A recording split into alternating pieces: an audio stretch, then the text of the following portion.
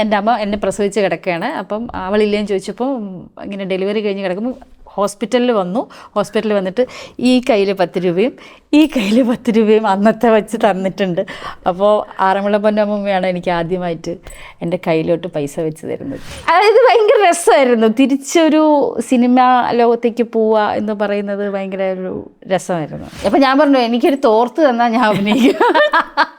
അല്ലാത്തേക്ക് ഗർഭമുണ്ടാക്കാൻ കഴിഞ്ഞിരുന്നെങ്കിൽ കല്യാണിക്ക് കുഞ്ഞുങ്ങളേറെ ഉണ്ടായേനെ എന്ന് പറയുന്നൊരു ഡയലോഗ്. ആ ഡയലോഗ് കേട്ടതിന് ശേഷമാണ് എനിക്ക് ആക്ച്വലി കല്യാണി എന്താണെന്ന് മനസ്സിലായതും കല്യാണി എങ്ങനെ ബിഹേവ് ചെയ്യണമെന്ന് മനസ്സിലായതും. ഒരു 30 ലക്ഷം രൂപ കിട്ടുന്ന ഒരു ക്യാരക്ടർ ആർട്ടിസ്റ്റ് അല്ലെങ്കിൽ ഒരു ആർട്ടിസ്റ്റ്, മെയിൽ ആർട്ടിസ്റ്റ്, ഇപ്പുറത്ത് ഫീമെയിൽ വരുമ്പോൾ അവിടെ 5ഉം 8ഉം 10ഉമായിട്ട് കുറയുന്ന എന്തുകൊണ്ടാണ്?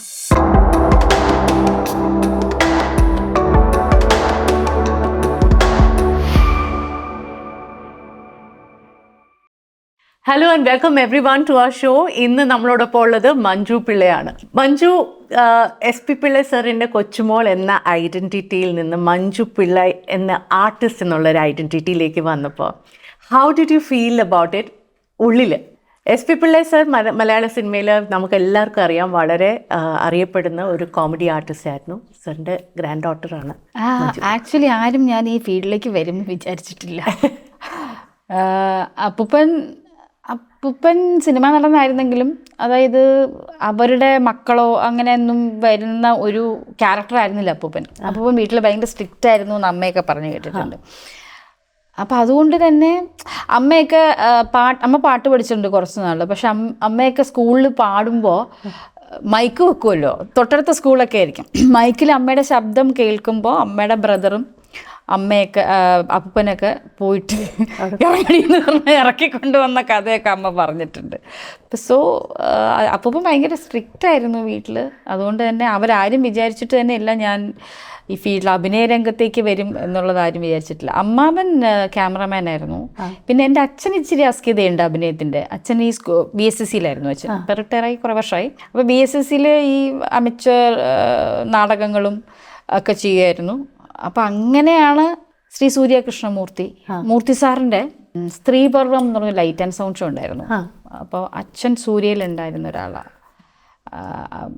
മൂർത്തി സാറ് BSSCയിലായിരുന്നല്ലോ. സോ അങ്ങനെ ഒരു ഗ്യാങ്ങിൽ അച്ഛൻ സൂര്യയിലുണ്ടായിരുന്നു. അങ്ങനെയാണ് ഞാൻ 10th പഠിക്കുമ്പോൾ സ്ത്രീപർവം എന്ന് പറഞ്ഞ ലൈറ്റ് ആൻഡ് സൗണ്ട് ഷോ ചെയ്യുന്നത്. അത് ആക്ച്വലി ഒരു പകരമായിട്ട് പോയതാണ്. അതായത് ഒരാൾ വരാതായിട്ട് ഞാൻ പോയതാണ്. 10th ക്ലാസ്സിൽ പഠിക്കുന്ന ഒരു കുട്ടി വേണമെന്ന് പറഞ്ഞിട്ട്. 1993 92 or 93 10th 2 ആണെന്ന് തോന്നുന്നു. കാരണം 97ലാണ് ഞാൻ ഡിഗ്രി പാസ് ഔട്ട്. അപ്പോൾ 97ഓ 98ഓ. അപ്പോൾ അത്രയും നാളും ഈ ഇൻഡസ്ട്രിയായിട്ട് ഒരു ബന്ധവും ഇല്ലാതെ, അതായത് ഫാമിലി ഓഫ് കോഴ്സ് കണക്ഷൻസ് ഉണ്ട്, പക്ഷേ ഇൻഡസ്ട്രിയിലൊന്നും കയറാത്തൊരു വ്യക്തി ഈ ലൈം ലൈറ്റിലേക്ക് വരികയാണ്. അത് ഭയങ്കര ഒരു കോൺട്രവേഴ്സി ഉണ്ടായി കാണുമല്ലോ വീട്ടിലും ചുറ്റുവട്ടത്തും ഒക്കെ. ഉറപ്പായിട്ടും. ഞാൻ പഴയ director M. Krishnan Nair sir, ഞാൻ മാമൻ എന്നാണ് വിളിക്കുന്നത്, അദ്ദേഹത്തിൻ്റെ വീട്ടിൽ പുറകിലായിരുന്നു. അച്ഛൻ BSSCന്ന് ട്രിവാൻഡ്രത്തേക്ക് ഷിഫ്റ്റ് ആയപ്പോൾ അപ്പൂപ്പനാണ് ഈ മാമൻ എന്ന് വിളിക്കുന്ന ശ്രീ M. കൃഷ്ണൻ നായർ സാറിൻ്റെ വീടിൻ്റെ പുറകുവശത്ത് അവരുടെ കുടുംബ വീടുണ്ട്. അവിടെ വാടകയ്ക്ക് ഞങ്ങൾ താമസിക്കാൻ ചെല്ലുകയും അവിടെ വന്ന് ഹരിഹരൻ സാറ്, K. മധു സാറ്, അവരൊക്കെ ഞാൻ മധുവങ്ങൾ എന്നൊക്കെയാണ് വിളിക്കുന്നത്. അപ്പം അവരൊക്കെ വന്ന് കണ്ടുള്ള പരിചയമുള്ളൂ. അല്ലാതെ സിനിമ അപ്പൂപ്പൻ്റെ ഒരു കെയർ ഓഫിലുള്ള സിനിമ ഇതൊന്നുമില്ല.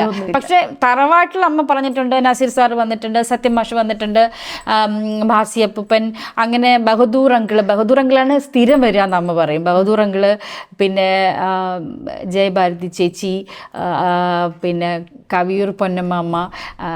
എനിക്ക് ആദ്യം എൻ്റെ കയ്യിൽ പൈസ വെച്ച് തരുന്നത് ആറന്മുള പൊന്നമ്മയാണ്. ആറന്മുള പൊന്നമ്മ വന്ന സമയത്ത് എൻ്റെ അമ്മ എന്നെ പ്രസവിച്ച് കിടക്കുകയാണ്. അപ്പം അവളില്ലേന്ന് ചോദിച്ചപ്പോൾ ഇങ്ങനെ ഡെലിവറി കഴിഞ്ഞ് കിടക്കുമ്പോൾ ഹോസ്പിറ്റലിൽ വന്നിട്ട് ഈ കയ്യിൽ 10 രൂപയും ഈ കയ്യിൽ 10 രൂപയും അന്നത്തെ വെച്ച് തന്നിട്ടുണ്ട്.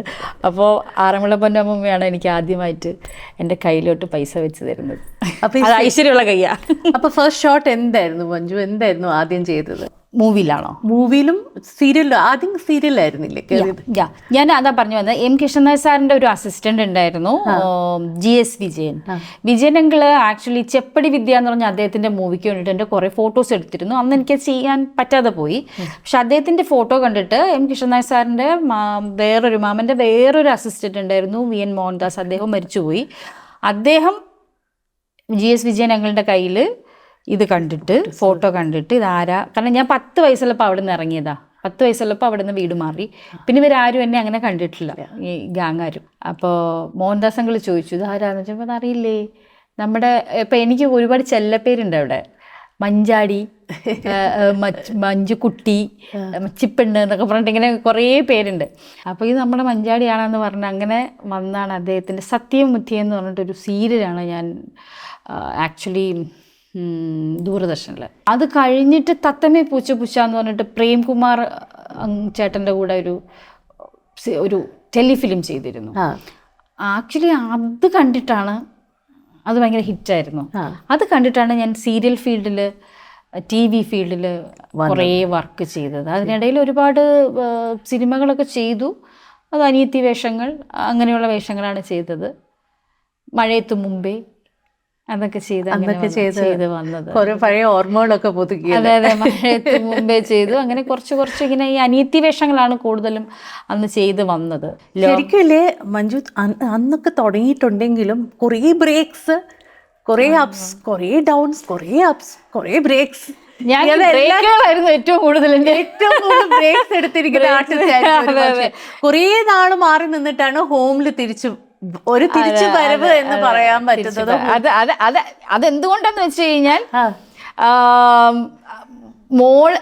മോൾ ഉണ്ടായതിന് ശേഷമാണ് കൂടുതലും വർക്കിൽ കോൺസെൻട്രേറ്റ് ചെയ്യാതിരുന്നത്. ഞാൻ ഒന്ന് വിട വാങ്ങിയത് അപ്പോഴായിരുന്നു. കാരണം ആ സമയത്ത് സുജിത്ത് നല്ല ബിസിയായിരുന്നു, സിനിമയൊക്കെ ചെയ്തു തുടങ്ങിയ സമയമായിരുന്നു. അപ്പം ഞങ്ങൾ ഞാൻ വീട്ടിൽ വേണം, എനിക്കിങ്ങനെ ഈ ജോലിക്കാരികളുടെ കയ്യിൽ അല്ലെങ്കിൽ ആയയുടെ കയ്യിൽ എനിക്ക് മകളെ കൊടുത്തിട്ട് പോകാനുള്ളൊരു വിഷമം ഉണ്ടായിരുന്നു. അപ്പോൾ ഏകദേശം 8-10 വയസ്സ് വരെ ഞാൻ എൻ്റെ അമ്മയുടെ കൂടെ നിർത്തിയാണ് വളർത്തിയത്. ആ സമയത്ത് ഞാൻ ചെയ്തിരുന്നു ആ സമയത്താണ് ലൈഫ് ഈസ് ബ്യൂട്ടിഫുള്ളും ഇന്ദുമുഖി ചന്ദ്രമതിയൊക്കെ ചെയ്തത്. അത് കഴിഞ്ഞിട്ട് കൊച്ചിയിലേക്ക് ഷിഫ്റ്റ് ചെയ്തപ്പോഴത്തേക്കും പിന്നെ ഞാൻ പയ്യെ തട്ടിമുട്ടി എന്ന് പറഞ്ഞ പരിപാടി മാത്രം ചെയ്തു തുടങ്ങി. അത് ഓഫീസിൽ പോകുന്നില്ല, രാവിലെ ഒരു 8 മണിക്ക് പോയാൽ വൈകുന്നേരം ഒരു 5-6 മണിയാകുമ്പോൾ തിരിച്ച് വീട്ടിൽ വരാം. പിന്നെ ഡബ്ബിംഗ് ഇല്ല, ഒന്നുമില്ല. അപ്പോൾ അത് മാത്രമേ ചെയ്തിരുന്നുള്ളൂ. അപ്പോൾ സിനിമയിലേക്ക് തിരിച്ചു വന്ന, ഹോമിൽ വന്നു കഴിഞ്ഞപ്പോൾ വാട്ട് വാസ് ദാറ്റ് ഫീലിംഗ്? ആ ഒരു എൻവയൺമെന്റിലേക്ക് തിരിച്ചു വരികയാണ്. ആ സമയത്തിലേക്ക് കോവിഡ് ആയിരുന്നു, കോവിഡ് സമയത്താണ് ഞാൻ ചെയ്യുന്നത്. ആ സമയത്താണ് ഫാമൊക്കെ ഞങ്ങൾ സ്റ്റാർട്ട് ചെയ്തിട്ട് ഞങ്ങളൊരു ഇതിലേക്ക് പോകുന്നത്. ആ സമയത്ത് ഞാൻ കേട്ടിട്ടുണ്ട്, പോത്ത് ഫാം സ്റ്റാർട്ട് ചെയ്തിട്ട്. അപ്പം അവിടെയാണ് കൂടുതൽ സമയം ഞങ്ങൾ ഉണ്ടാകുന്നത്.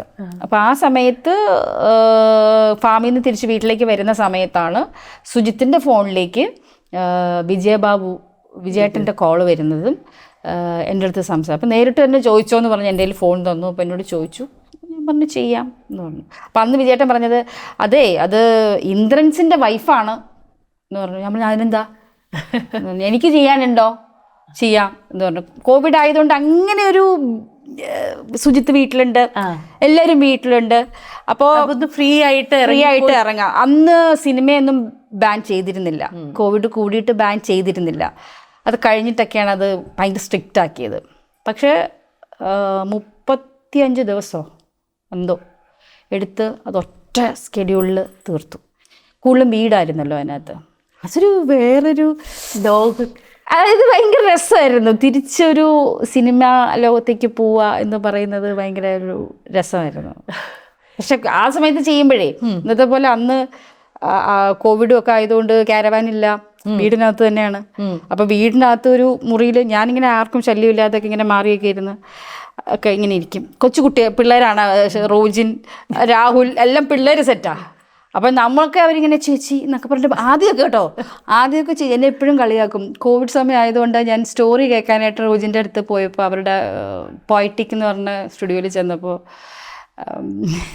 എൻ്റെ അടുത്ത് പറയും, ചേച്ചി മറ്റേത് സാനിറ്റൈസർ എന്ന് വെച്ചപ്പം വേണ്ട എൻ്റെ കയ്യിലുണ്ട് എന്ന് പറഞ്ഞിട്ട് ഞാൻ സാനിറ്റൈസർ എടുത്ത് തുടയ്ക്കുന്നു. ഈ സാധനം ലൊക്കേഷനിൽ വന്ന് 1.5 ആഴ്ച കഴിഞ്ഞപ്പോഴത്തേക്കും ആരെങ്കിലും ഒരു സയൻറ്റിസ്റ്റ് എന്ന് പറയുന്ന ആദ്യം ഭയങ്കര ജാടയായിരുന്നു. ഞാൻ വിചാരിച്ചു ദൈവം ഇതിനൊക്കെ എങ്ങനെ സഹിക്കുമെന്ന് വിചാരിച്ചു. പിന്നെ സെറ്റിൽ വന്നു കഴിഞ്ഞപ്പോഴത്തേക്കും ശരിക്കും അതൊരു ഹോമായിരുന്നു ആ സെറ്റ് എന്ന് പറയുന്നത്. എല്ലാവരും കൂടി ഒരു മുറിയിൽ വൈകുന്നേരം വടയോ പപ്സോ എന്തെങ്കിലും ആരെങ്കിലും ഒരാൾ വാങ്ങിക്കും, എല്ലാവരും കൂടി ഒരുമിച്ചിരുന്ന് കഴിക്കും. ഞാനപ്പോൾ എറണാകുളത്ത് താമസം ഉണ്ടായിരുന്നു. വീട്ടിൽ നിന്ന് എന്തെങ്കിലും ഉണ്ടാക്കി കൊണ്ടുപോകും. ശരിക്കും മഞ്ജു പിള്ള എന്ന ആർട്ടിസ്റ്റിലേക്കുള്ള ഒരു തിരിച്ചുവരവ് തന്നെയായിരുന്നു ഹോം. Of course. മഞ്ജു, ഈ ക്യാരക്ടേഴ്സ് എല്ലാം ഞാൻ കാണുമ്പോഴേ എനിക്ക് കുറേ characters of course in the past few years ചെയ്തിട്ടുണ്ട്. പക്ഷേ എന്നാലും എനിക്ക് ഏറ്റവും ഇഷ്ടപ്പെട്ട് ഞാൻ ഈയിടയ്ക്കാണ് ആ സിനിമ കണ്ടത് OTTയിൽ, ടീച്ചറിലെ Kalyani. And Kalyani for some reason stuck to me. അത്രയും വലിയൊരു ഫുൾ ലെങ്ത് ക്യാരക്ടർ എന്ന് പറയാനില്ല, പക്ഷേ ആ ഒരു ക്യാരക്ടറിന് ഒരു ഒരു ഡിഫറെൻ്റ് അപ്രോച്ച് ഉണ്ടായിരുന്നു. എന്തായിരുന്നു your mental approach towards that character? ആ വളരെ സ്ട്രോങ് ആയിട്ടുള്ള ഒരു വ്യക്തിത്വമുള്ള ഒരു പേഴ്സൺ. ആക്ച്വലി ഈ ക്യാരക്ടർ എൻ്റെ അടുത്ത് ഡയറക്ടർ വിവേക് പറയാൻ വരുമ്പോൾ പറഞ്ഞു കഴിഞ്ഞപ്പോൾ ക്യാരക്ടർ വാസ് ഓക്കെ, പക്ഷേ എൻ്റെ അടുത്ത് കോസ്റ്റ്യൂമിൻ്റെ അന്ന് എനിക്ക് കുറച്ചും കൂടിയൊക്കെ തടിയുണ്ട്. ഓക്കെ, അപ്പോൾ കോസ്റ്റ്യൂമിൻ്റെ കാര്യം പറഞ്ഞപ്പോഴത്തേക്കും മുണ്ടും ബ്ലൗസും മാത്രം ഇട്ടിട്ടാണ് ആ സ്ത്രീ നിൽക്കുക. കാരണം അങ്ങനെ ഒരു സ്ത്രീ ഉണ്ട് അത്ര. അപ്പം മുണ്ടും ബ്ലൗസും ഇട്ട് നിന്ന് കഴിയുമ്പം അവർക്ക് അവരുടെ ലുക്കെന്ന് പറഞ്ഞു കഴിഞ്ഞാൽ ഒരു പുരുഷനായ അവരുടെ ആ ക്യാരക്ടറിൻ്റെ കണ്ണിലേക്ക് നോക്കിക്കഴിഞ്ഞാൽ അവർ തിരിച്ചു നോക്കിക്കഴിഞ്ഞാൽ ആ പുരുഷൻ കണ്ണിങ്ങനെ എടുക്കണം. അതാണ് അവരുടെ ക്യാരക്ടർ. അവർ ഭയങ്കര അട്രാക്റ്റീവായിട്ടുള്ള ഒരു സ്ത്രീയായിരുന്നു ഈ കല്യാണി എന്ന് പറയുന്നത്. ചെറുപ്പത്തിൽ വയസ്സായിട്ടാണ് കാണിക്കുന്നത്. അപ്പോൾ അതിൽ കുറേ കാര്യങ്ങൾ പറയുന്നുണ്ടല്ലോ. അപ്പോൾ അങ്ങനെ ഒരു ലുക്കാണ് ചേച്ചി. ഇപ്പോൾ മുണ്ടും ബ്ലൗസും മാത്രമേ ഉള്ളൂ. അപ്പം ഞാൻ പറഞ്ഞു വിവേക ഞാൻ രാത്രി വിളിക്കാവേ എന്ന് പറഞ്ഞു. ഒരു ഫംഗ്ഷന് നിൽക്കുമായിരുന്നു. അത് കഴിഞ്ഞ് രാത്രി വിളിച്ചു പറഞ്ഞു വിവേക അതൊരു പ്രശ്നം എന്താണെന്നറിയാവോ, അത് ശീലമില്ല, ഈ മുണ്ടും ബ്ലൗസും മാത്രമേ ഇട്ടെന്ന് ഞാൻ ഇതിന് മുമ്പ് അഭിനയിച്ചു. ചേച്ചി അത് വൃത്തിയേടാവില്ല ആ ക്യാരക്ടർ. ഞാൻ പറഞ്ഞു ചേച്ചി അത് പറഞ്ഞു വിവേക അത് അട്രാക്ഷൻ ആയിരിക്കില്ല, അവിടെ വൾഗാരിറ്റി ആയിരിക്കും വരിക ഞാൻ ആ കോസ്റ്റ്യൂം ഇടുമ്പോൾ. അപ്പോൾ അതുകൊണ്ട് ഞാൻ ഈ ക്യാരക്ടർ ചെയ്യുന്നില്ല എന്ന് പറഞ്ഞു. കാരണം ഞാൻ ഒട്ടും എൻ്റെ കംഫർട്ടബിളാണ് ഞാൻ നോക്കുക. എനിക്കൊരു കോസ്റ്റ്യൂം എന്തിട്ടാൽ ഞാൻ കംഫർട്ടബിൾ ആവും എന്നുള്ളത് ഞാനാണ് തീരുമാനിക്കുക. സോ ഞാൻ പറഞ്ഞു വിവേക എനിക്ക് ബുദ്ധിമുട്ടായിരിക്കും അങ്ങനെ ഒരു കോസ്റ്റ്യൂം ഇട്ടാൽ. അപ്പോൾ ഇപ്പോൾ കുറച്ച് മെലിഞ്ഞു, അപ്പോൾ കുറച്ച് തടി ഉണ്ടായിരുന്നു. അപ്പോൾ ഞാൻ പറഞ്ഞു എനിക്കത് ബുദ്ധിമുട്ടായിരിക്കും, അത് വൃത്തികേടായിരിക്കും വിവേകം ചെയ്യുന്നില്ല എന്ന് പറഞ്ഞു. ചേച്ചി ആലോചിച്ച് നോക്കൂ എന്ന് പറഞ്ഞിട്ട് വെച്ചിട്ട് പിറ്റേ ദിവസം വിളിച്ചിട്ട് പറഞ്ഞു ചേച്ചി. അപ്പം ഞാൻ പറഞ്ഞു എനിക്കൊരു തോർത്ത് തന്നാൽ ഞാൻ അഭിനയിക്കാം, എനിക്കൊരു തോർത്ത് തന്നാൽ ഞാൻ അഭിനയിക്കാം, ഞാൻ എൻ്റെ ബാക്കിയുള്ള ലുക്സിലൊക്കെ ആ അട്രാക്ഷൻ വരുത്തിയാൽ പോരെ എന്ന് വെച്ചു. അപ്പോൾ ശരി ഞാൻ വിളിക്കാൻ ചേച്ചി പിറ്റേ ദിവസം പറഞ്ഞു ശരി ചേച്ചിക്ക് ഞാൻ ഓർത്ത് തരാം. അങ്ങനെ ചെയ്ത ക്യാരക്ടറാണ് വിവേക് നിർബന്ധിച്ച് ചെയ്യിപ്പിച്ചൊരു ക്യാരക്ടറാണ്. മനസ്സിൽ ഏതെങ്കിലും ഒരു റെഫറൻസ് ഉണ്ടായിരുന്നു ആ സമയത്ത്? എനിക്ക് ഗൗരിക്കുട്ടിയമ്മയുടെയൊക്കെ കഥകൾ കേട്ടുള്ളൊരു പരിചയമുള്ളത് കൊണ്ട് അതിനകത്ത് പറയുന്നൊരു ഡയലോഗും അത് തന്നെയാണ്. ലാത്തിക്ക് ഗർഭമുണ്ടാക്കാൻ കഴിഞ്ഞിരുന്നെങ്കിൽ കല്യാണിക്ക് കുഞ്ഞുങ്ങളേറെ ഉണ്ടായേനെ എന്ന് പറയുന്നൊരു ഡയലോഗ്. ആ ഡയലോഗ് കേട്ടതിന് ശേഷമാണ് എനിക്ക് ആക്ച്വലി കല്യാണി എന്താണെന്ന് മനസ്സിലായതും കല്യാണി എങ്ങനെ ബിഹേവ് ചെയ്യണമെന്ന് മനസ്സിലായതും ആക്ച്വലി ആ ഒരു ഡയലോഗ്. അപ്പം ഞാൻ ആലോചിച്ചു ആ കല്യാണി അന്ന് എന്തോ ഒരു സഹിച്ചൊരു സ്ത്രീ ആയിരിക്കണം. അങ്ങനെയാണ് ഞാൻ ആ കല്യാണിയായിട്ട് മാറിയത്. ആ ഒരു പിന്നെ ഞാൻ മാറിയെന്ന് പറയാൻ പറ്റില്ല, പൂർണ്ണമായിട്ടും വിവേക് എന്ന് പറഞ്ഞൊരു ഡയറക്ടറാണ് ആ ഒരു ക്യാരക്ടറിനെ ഇങ്ങനെ മോൾഡ് ചെയ്തെടുത്തത്.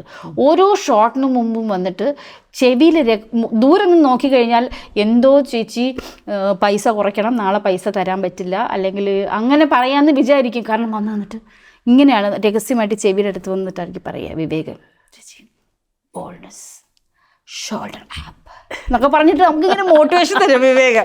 എന്നിട്ട് ഇങ്ങനെ എന്നിട്ട് ചേച്ചി പവർഫുൾ ആയിരിക്കണം, ഒരു ഓറയുണ്ട്, കല്യാണിക്കൊരു ഓറയുണ്ട്, യുനോ ആ ഓറ നിങ്ങൾക്കിട്ട് എന്നൊക്കെ പറഞ്ഞിട്ട് ഇങ്ങനെ നമ്മളെ ഇങ്ങനെ ഓരോ ഷോട്ടിനും ഓരോ സീനിനും മുമ്പ് ഇങ്ങനെ പറയും. നമ്മളെങ്ങാനും ഒന്നിങ്ങനെ ആവുകയാണെങ്കിൽ ചേച്ചി ഷോൾഡർ ആപ്പ്, പിന്നെ ആക്ഷൻ വിളിക്കില്ല, പിന്നെ ക്യാരക്ടറായി ആക്ഷൻ വിളിക്കില്ല, റോളിങ് ക്യാമറ റോളിങ് എല്ലാം കഴിയുമ്പം കല്യാണി എന്നേ വിളിക്കുള്ളൂ, ആക്ഷൻ വിളിക്കില്ല. അടിപൊളി.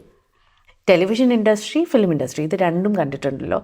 ഏറ്റവും വലിയ മാറ്റങ്ങൾ എന്താണ് സംഭവിച്ചിരിക്കുന്നത്? ആൻഡ് ആസ് എൻ ആർട്ടിസ്റ്റ് ഏറ്റവും വലിയൊരു മാറ്റം ഉണ്ടാവണം അല്ലെങ്കിൽ ഈ ഒരു മാറ്റം സംഭവിക്കണം എന്ന് ആഗ്രഹിക്കുന്ന കാര്യം എന്താണ്? ഈ രണ്ട് ആസ്പെക്ട്സ്. അതൊരു കോൺട്രവേഴ്സി ആവുമോ ഞാനിപ്പോൾ പറഞ്ഞില്ല? ഒരു കോൺട്രവേഴ്സി അല്ല. ഒരു ആർട്ടിസ്റ്റ്, ഒരു പ്രൊഫഷണലാണ്, ഇത്രയും വർഷം നിന്ന് ഒരു ആർട്ടിസ്റ്റാണ്. ഞാനൊരു ഒരു ഒരു കാര്യം, അതായത് എനിക്ക് തോന്നിയിട്ടുള്ളൊരു കാര്യം, മാറ്റങ്ങൾ ഒരുപാടുണ്ടായിട്ടുണ്ട്. ഇപ്പം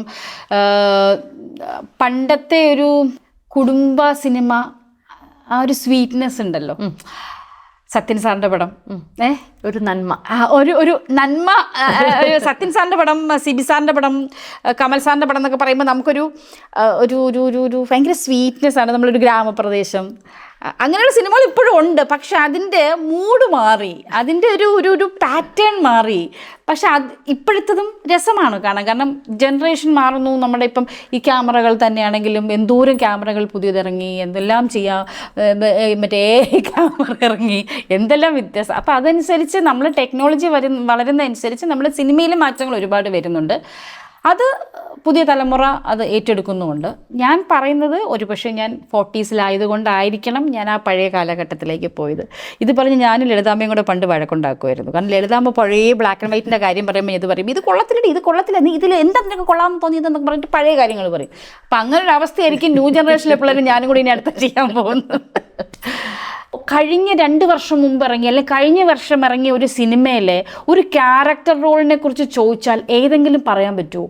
അവിടെ എനിക്ക് ഇത്തിരി ഒരു ഡിസഗ്രിമെൻ്റ് ഉണ്ട്. പക്ഷേ ടീക്ക്, എങ്ങനെ പറഞ്ഞാൽ എനിക്കിപ്പോൾ ക്യാരക്ടേഴ്സിന് ഇത്തിരി ടൈം കൊടുക്കുന്നു എന്നാണ് എനിക്ക് തോന്നുന്നത്. ടൈം കൊടുക്കുന്നു എന്ന് പറഞ്ഞാൽ ഇൻ ദ സെൻസ് ഡെവലപ്പ് ചെയ്യാനും അതിൻ്റെ ഫുൾ അല്ല, അങ്ങനെയല്ല ഞാൻ ചോദിച്ചതെന്ന് വെച്ചാൽ പണ്ടത്തെ സിനിമകളിൽ ഇപ്പോൾ ഈ ഒടുവിലെങ്കിൽ ചെയ്ത ക്യാരക്ടർ, ശങ്കരാടിയെങ്കിൽ ചെയ്ത ക്യാരക്ടർ ഇപ്പോഴും മനസ്സിൽ നിൽക്കുന്നില്ലേ?